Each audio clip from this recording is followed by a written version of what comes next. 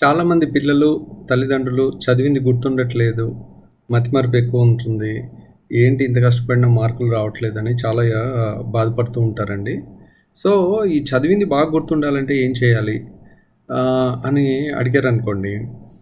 So, చదివింది బాగా గుర్తుండాలంటే first of all మనం చదివే దాని మీద మనకి ఫస్ట్ ఇంట్రెస్ట్ ఉండాలి. అది ఇంట్రెస్ట్ ఉన్న సబ్జెక్ట్ అయితే, మనకి నచ్చిన సబ్జెక్ట్ అయితే కొంచెం బాగా గుర్తుండే అవకాశం ఉంటుంది. రెండోది మనకి నచ్చని సబ్జెక్ట్ అయితే అంత గుర్తుండకపోవచ్చు. ఇంకొకటి ఏంటంటే, మనకి అద్భుతమైన టీచర్ దొరికితే, బాగా చెప్పే టీచర్ కనుక దొరికితే, మనకు నచ్చని సబ్జెక్ట్ కూడా మనకి నచ్చినట్టు మారిపోవచ్చు. అంటే చెప్పే విధానాన్ని బట్టి మంచి టీచర్ దొరికినప్పుడు ఆ సబ్జెక్ట్ బాగా గుర్తుండే అవకాశం ఉంటుంది. ఇంకా మూడోది, కొంతమందికి మెమరీ కొంచెం తక్కువ ఉంటుంది. అంటే ప్రతి మనిషి ఒక అద్భుతం అన్నమాట. సో, ఒక బ్యూటిఫుల్ క్రియేషన్. సో, ఒకళ్ళకి మెమరీ తక్కువ ఉందంటే వాళ్ళకి వేరే ఏదో ఒకటి చాలా అద్భుతమైనది పాజిటివ్ ఉండుంటుంది. అంటే వాళ్ళకి లాజిక్ సూపర్గా ఉండుండొచ్చు. అంటే మెమరీ చదివింది వెంటనే బట్టి కొట్టి చెప్పలేకపోవచ్చు, కానీ అద్భుతమైన లాజిక్ ఉండొచ్చు.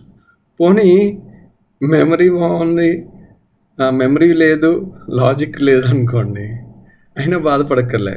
వాళ్ళకి 100 ఏళ్ళు బతికే మంచి ఆరోగ్యం ఉండుండొచ్చు. హార్ట్ అటాక్లు, పక్షవాతాలు, వేరే జబ్బులేం రాకుండా. కాబట్టి ఖచ్చితంగా నాకు ఇది లేదు, అది లేదని బాధపడదు. ఖచ్చితంగా పాజిటివ్ లేకుండా నెగిటివ్స్ ఉండవు. సో, అదొకటి.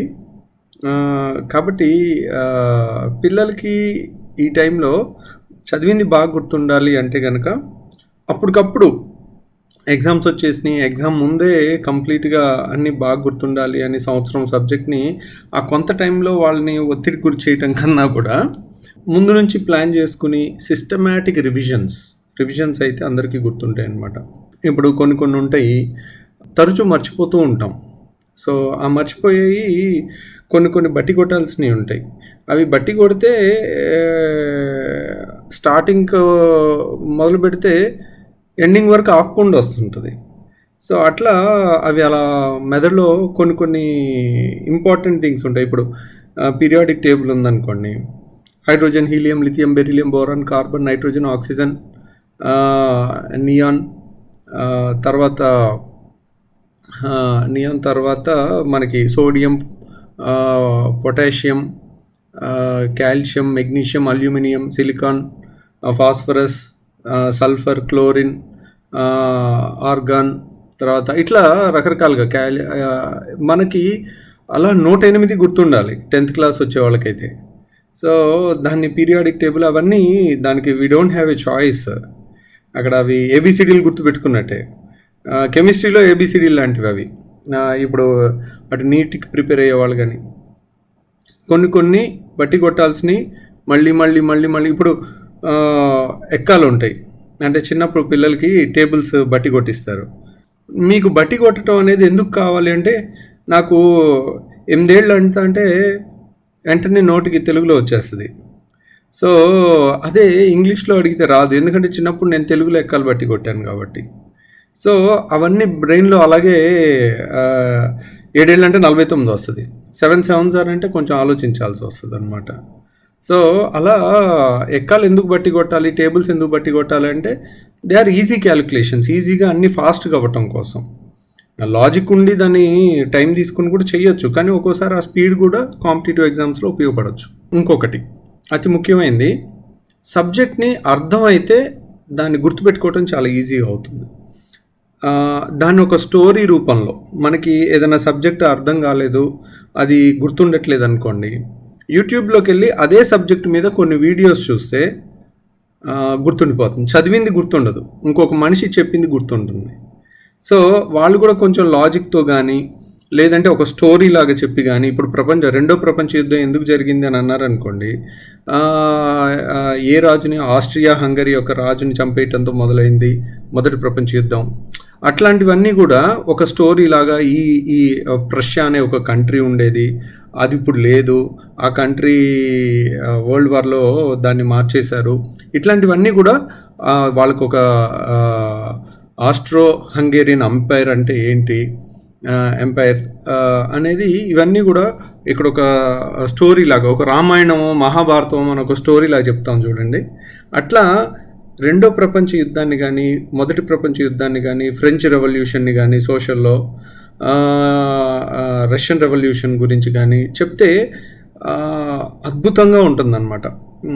అలా సబ్జెక్ట్ గనక వాళ్ళకి ఒక స్టోరీస్ రూపంలో చెప్పి దాన్ని మ్యాక్రో ప్లాన్ ఎగ్జామ్ ముందు గుర్తు పెట్టుకోవాలి అంటే రెండు ఉండాలండి. అటు ఫస్ట్ నుంచి ప్లాన్డ్ రీడింగ్ ఉండాలి, తర్వాత లాస్ట్కి క్విక్ రివిజన్స్ ఉండాలి. ఎంత స్టోరీస్ తెలిసినా కానీ ఇప్పుడు సడన్గా మహాభారతంలో కానీ రామాయణంలో కానీ కొన్ని రేర్ క్యారెక్టర్స్ అడిగితే చెప్పలేము, అవి గుర్తు ఉండాలి. అవి లాస్ట్ మూమెంట్లో స్పీడ్గా ఇట్లా బుక్ తిప్పేస్తూ ఉంటే గుర్తుండుస్తాయి అన్నమాట. ఇప్పుడు ఎంబీబీఎస్లో ఫైనల్ ఎంబీబీఎస్ చదివేటప్పుడు మనకి ఇంతలా బుక్ ఉంటుంది, మెడిసిన్ బుక్, ఒక 2000 పేజీల బుక్ ఉంటుంది. అది ఫస్ట్ నుంచి ఒక్కొక్క చాప్టర్ అరగంట, ఒక్కొక్క పేజీ అరగంట, గంట చదివి దాన్ని అర్థం చేసుకున్న వాళ్ళం ఎగ్జామ్ ముందు రోజు ఒకే రోజు మొత్తం 1000 పేజీల బుక్ని 2 సార్లు చదివేయగలుగుతాం. స్పీడ్గా ఇలా తిప్పేసుకుంటూ ఉంటే ఎక్కడెక్కడ ఏమేమి మర్చిపోతామో, అండర్లైన్ చేసుకునేయో, హైలైట్ చేసుకునేవి, వాటి వరకు మన వీక్నెస్ ఏంటి మనకి అనేది చూసుకుని మనం మార్క్ చేసుకోవాలి. మనకి ఏది గుర్తుండట్లేదు అనేది ఒకసారి మార్క్ చేసుకుంటే ఎగ్జామ్ ముందు స్పీడ్గా వాటిని హైలైట్ చేసుకుంటే కనుక మనకి బాగా గుర్తుండే అవకాశం ఉంటుంది. సో పిల్లలు మరీ ఒత్తిడికి గురి కావాల్సిన అవసరం లేదండి. మీకు రియల్గా కొంచెం మెమరీ తక్కువ ఉండి, నాకు మెమరీ తక్కువ, నాకు చాలా తక్కువ మెమరీ, బట్ నా logic is very very very strong.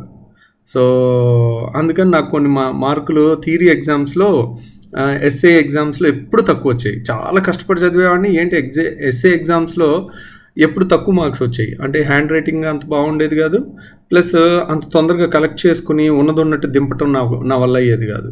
అదే ఎంసీక్యూ క్వశ్చన్స్ అడిగారు అనుకోండి, ఎవ్రీథింగ్ ఈజ్ లాజిక్ బేస్డ్, టక